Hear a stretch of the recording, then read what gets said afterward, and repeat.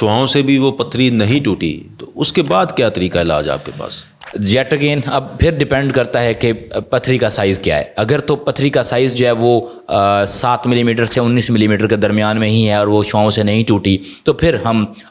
جو ماڈرن طریقہ علاج ہے کیمرے اور لیزر والی سرجری کا ریٹروگریڈ انٹرارینل سرجری RIRS ہم وہ استعمال کر سکتے ہیں. اس کو ذرا سر تفصیل سے بتائیے گا کہ یہ کیسے آپ کرتے ہیں؟ جی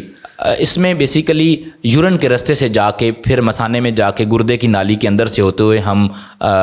گردے تک پہنچتے ہیں, ایک شیت پلیس کرتے ہیں اور اس کے اندر سے ہم جو ہے وہ لیزر اور کیمرہ لے کے جاتے ہیں اور اس لیزر کے ذریعے اس جو گردے کے اندر پتھری موجود ہے اس کو لوکیٹ کر کے پھر لیزر کے ساتھ اس کو ڈسٹ بنا دیتے ہیں, ریت کے ذرات میں کنورٹ کر دیتے ہیں اور پھر ہم سم ٹائم اسٹینٹ گردے میں ڈالتے ہیں اور سم ٹائم نہیں ڈالتے. ڈپینڈ کرتا ہے کہ اگر ایوری تھنگ گوز ویل تو وہ ایک ہی گو میں پتھری جو ہے مکمل طور پہ ریزہ ریزہ ہو جاتی ہے اور پھر جو ہے وہ نیکسٹ ٹائم ہم 4 to 6 ویکس کے بعد وہ اسٹینٹ نکال دیتے ہیں. تو لہٰذا اب اگر پتھری بڑی بھی ہو تو اس کو گردے کو نکالنے کی بجائے پتھری جو ہے وہ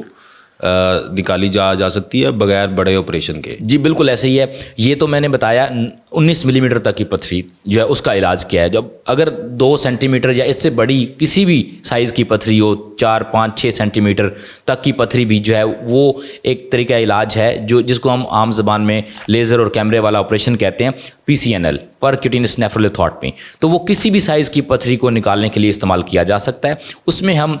پیشنٹ کی کمر کی ایک سائڈ سے ایک ٹریک بنا کر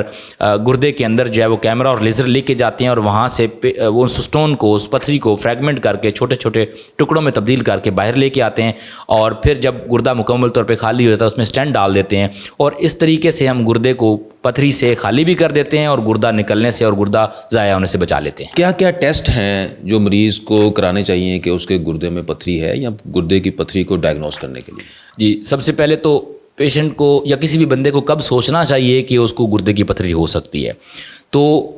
پیٹ کی سائڈ پہ درد ہونا جو کہ سائڈ سے ہوتے ہوئے نیچے والے رستے کی طرف جا رہی ہو یا کمر میں بھی جا رہی ہو اور وہ درد بہت زیادہ ہو, آؤٹ آف پرپورشن جو پین ہوتی ہے جب اس کو اتنی درد ہو جتنی پہلے کبھی نہ ہوئی ہو تو پھر یہ سوچنا چاہیے. یا چھوٹے پیشاب کے مسائل آ رہے ہوں یا چھوٹے پیشاب میں خون آ رہا ہو تو ان تمام مسائل کی وجہ سے جو ہے وہ سوچنا چاہیے کہ گردے میں پتھری ہو سکتی ہے. اور اس میں جب پیشنٹ ہمارے پاس آتا ہے تو ہم سب سے پہلے 2 ٹیسٹ کرواتے ہیں جس میں ایک الٹرا ساؤنڈ ہوتا ہے اور ایک یورین کمپلیٹ ایگزامینیشن ہوتا ہے.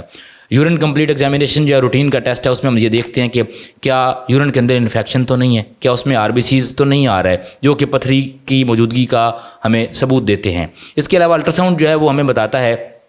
کیا گردے میں پتھری موجود ہے, کیا جو ہے وہ گردے کے اندر پانی تو نہیں بھر رہا, جس سے ہمیں یہ آئیڈیا ہوتا ہے کہ گردے کی نالی میں یا پتھری ہو سکتی ہے یا آگے میں کسی اور وجہ سے جو رکاوٹ ہو سکتی ہے, یا اس میں مثانہ جو ہے وہ فل کر کے ہم دیکھتے ہیں کہ مثانے کے اندر پتھری موجود تو نہیں ہے. تو بیسیکلی جو الٹرا ساؤنڈ ہے یہ بھرے ہوئے مثانے کے ساتھ ہونا بہت ضروری ہے.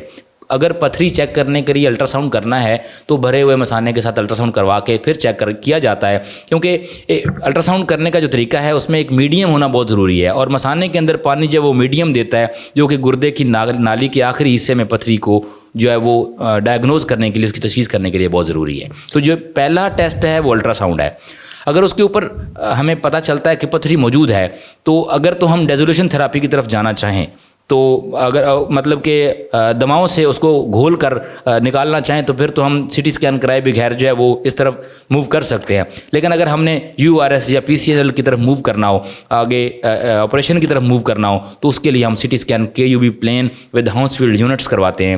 تو بیسیکلی وہ ہمیں یہ بتاتے ہیں کہ